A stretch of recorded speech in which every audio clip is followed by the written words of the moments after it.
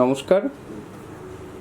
আমরা পূজাবাজার শ্রীযুক্ত বাদশবাবুল শাস্ত্রীজির আমন্ত্রণে আমরা এবছরের গণেশ পুজোর পরিচালনা ও ব্যবস্থাপনা করেছি ওনার বাড়িতে।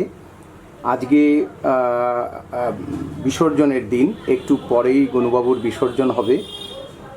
শ্রীযুক্ত বাবুল শাস্ত্রীজির কাছে আজকে আমাদের এই 3 দিন ব্যাপী পুজোর টোটাল আয়োজন, ব্যবস্থাপনা এবং সার্বিক কার্যপ্রণালী নিয়ে ওনার কাছ থেকে আমরা কিছু জানতে চাইব যে ওনার কেমন লেগেছে, কি করা উচিত ভবিষ্যতে, আমাদের এই পূজাবাজারের কোন কোন জিনিসগুলো ভালো লেগেছে বা খারাপ লেগেছে, এই বিষয়ে তার কাছে আমরা জানতে চাইব।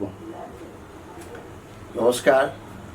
আজকের পূজাবাজারের কথা শুনলাম অনেক জায়গায়, ফেসবুকে দেখেছি, ইউটিউবে দেখেছি, আর সেখান থেকে আমরা পূজাবাজারকে এই গণেশ পুজোর বিভিন্ন কাজের অর্ডার দিই। আর এখনো পর্যন্ত সবটা ভালো। এর আগেও সবাই বলেছে ভালো, আমিও বলছি ভালো, আর আমার বাড়ির লোকেরা সবাই তার ভোগ প্রসাদ খেয়ে বা তার কাজকর্ম দেখে সবাই ভালো বলেছে। ভালো ভালো ভালো। পূজাবাজার একটা ব্র্যান্ড দরকার।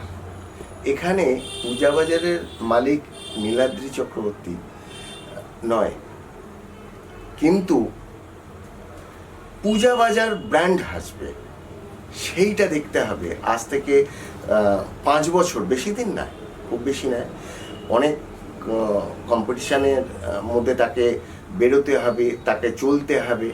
কিন্তু পূজাবাজার আজকে যেমন 1 নম্বর হয়ে রয়েছে, তেমনি এই 1 নম্বরকে নিয়েই তাকে চলতে হবে একটা ব্র্যান্ড হিসাবে। যেই আসুক না কেন এইখানে সবাই পেছনে থাকবে, শুধু আগে থাকবে পূজাবাজার।